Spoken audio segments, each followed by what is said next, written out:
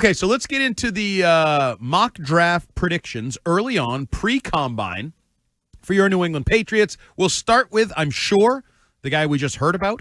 I believe a number of people are still on the Will Campbell short-armed bandwagon. That is correct. So you had some audio that I don't think we ever played on air, and it was comparing Mike Vrabel talking about Peter Skoronski out of Northwestern. Yes. Ended up being a draft pick for the Titans, playing guard. Not tackle, guard, and arm length was a question, and Vrabel basically just said he moves people, he plays football, he's good at angles, he's good at technique. Sort of, I think, what you would hear from a guy like Dante Scarnecchia.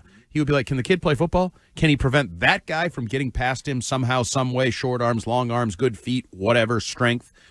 I think Will Campbell is going to be a very good offensive lineman in the NFL. Where it is, tackle, right tackle, left tackle, guard, I don't know. I bet you he starts for at least 10 years in the NFL. You want to treat the people to a little bit of that Vrabel-Skoronski action? Sure. Great footwork. He's square, plays square. He's strong. You can watch some of these clips, and these are 280-pound guys, 270-pound guys rushing on the edge or blocking down on a 3 technique, and he gets his hands on you. They for the most part, they don't go very far. I think he uses his mind. I mean, he's intelligent. There's a lot of things you can do to make up for, not having 35-inch arms, which, very few tackles have.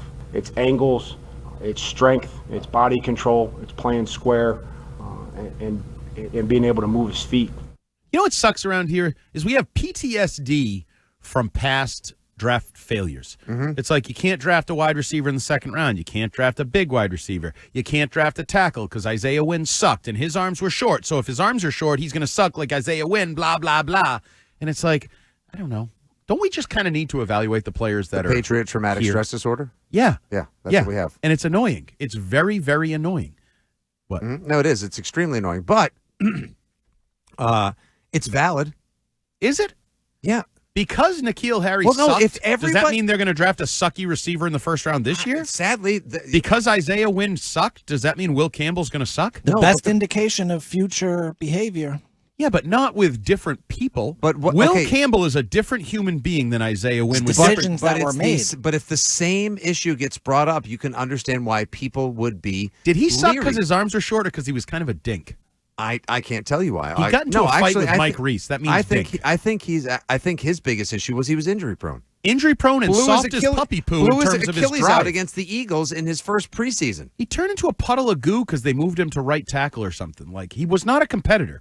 Will Campbell has been playing tackle at a high level in the SEC for 3+ years at LSU. He's good. But he's when a good you hear offensive draft lineman. guys saying like, well, he better hope that, he stretches those arms out and he's feeling flexible because if he comes in at 33 inches... Elvis Dumervil was too short, and he had like a decade-plus long career as a great pass rusher. And a terrible agent. Everybody breaks the mold somewhere along the line Of if you're course. good. But You're good. the fact that it's going to be literally, we're talking about Jaden half an Daniels inch. was too skinny, last year. Did you remember that? I heard he was going to get hurt. He's going to running break. the football. Jaden Daniels too skinny, going to break.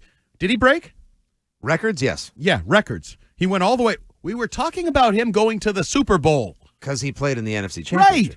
So That's why we're talking. I think we forgot that he's skinny. Lamar Jackson too skinny, right?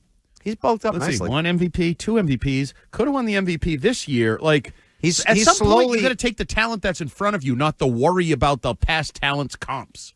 I understand that, but you can, again, understand why there is a hesitance among fans and perhaps even some in the know, because if the arms are short and it's more difficult now than ever to deal with these long-armed guys that are coming in with these 36-inch arms and crazy wingspans. And lots of guys with long arms suck.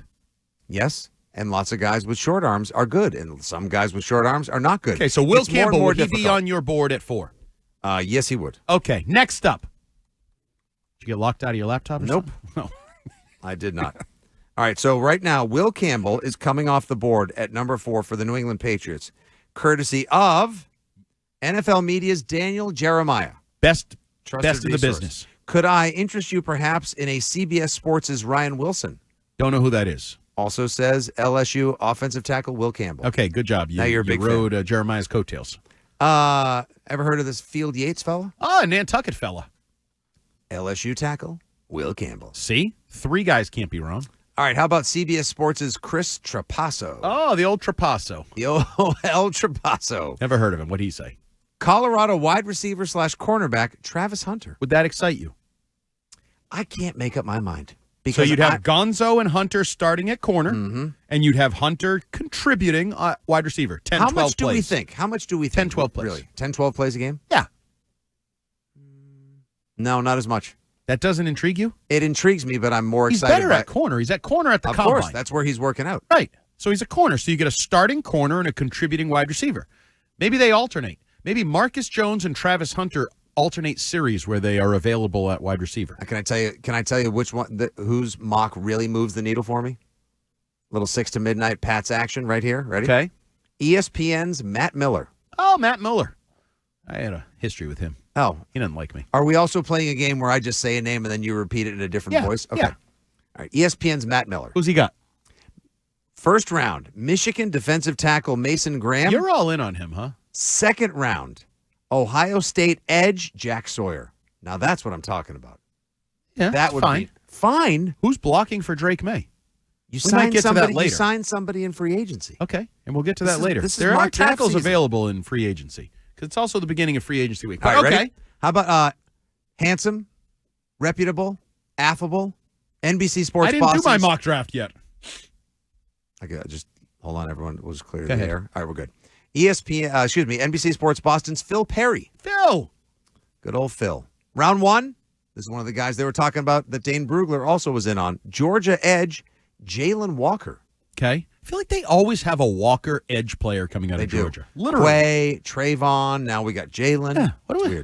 It's weird. Are they all related? Second round. Remember the Boss Bailey family? It was the whole Baileys. Champ, Boss. Yeah. They had fun names. There was another one, too. Second round, Phil has the Patriots taking Minnesota offensive tackle Arante Ursary. I got it. I nailed it. Ursary Stuck rhymes? the landing. Nope. I mean, I like the idea. So this, and then trading up and also grabbing Texas defensive tackle Alfred Collins. Yeah, I do think we're going to see multiple high picks on the defensive front.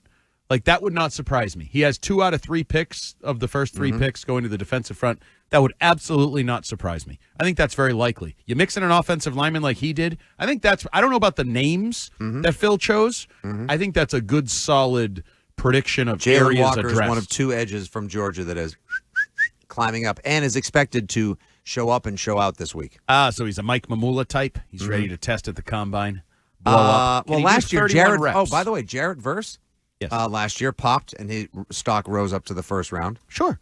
He's also a good player. He is. Same size as Jalen Walker, 255. Okay. I'll take it. I'll take an edge player. Speaking of edge, NFL media, NFL.com, Chad Reuter. Okay, yeah, he's not bad. Penn State edge, Abdul Carter. See, that's the dream.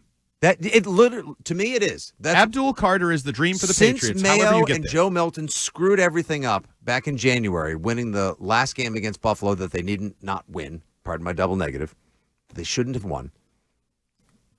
Abdul Carter would have been a no-brainer. You could have taken him first overall. You could have traded back, whatever you wanted. All right, I got out over my word skis. Relax.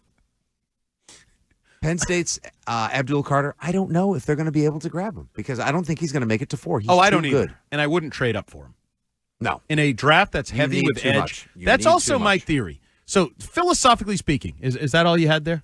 That's no, we've got more. Okay, what else? Go ahead. But No. wait, there's more. Go ahead, filibuster. Well, for a no, I moment, if you just like. this whole idea sometimes, if it's a deep position, in my mind, that means I can wait a little bit. If there's 40 defensive tackles and a boatload of edge players, I kind of say, well, can I get a really good one in the second or third round? Whereas other positions that might not be as deep. For example, tackle is not deep. Nope.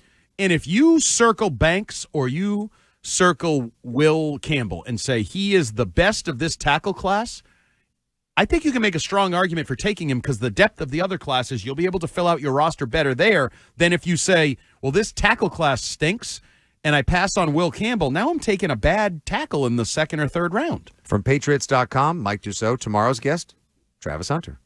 Also from we also got a Patriots.com. hell no Hunter on the 508 text line. Did? People don't want Travis Hunter anymore. That's weird. Okay. Shouldn't he be sexy, flashy, and desirable?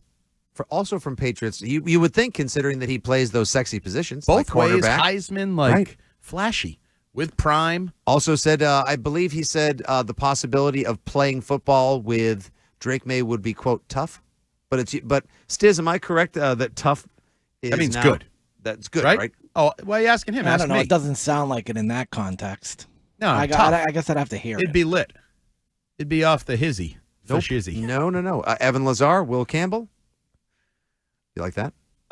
Sure. I'll take Will Campbell. Will Campbell, Abdul Carter would be my two right now. I'm not as high on Mason Graham, although everybody is. Reese wrote his entire lead into his Sunday notes I remember. about Mason Graham. Love it. And it's like, I don't know. He can stop the run and get after the quarterback. Two things the New England Patriots need help with. Yes. Christian Barmore. What do we have him for? We don't know what is up. The blood is that what we're doing? A big concern. You think Reese was doing that? You think he was subtly letting you know he knows something? He may be in the know. He may know. Because that would be the reason I would take Mason Graham if I know that Christian Barmore is on the outs. Vinny Iyer from the Sporting News. Will Johnson, cornerback from Michigan.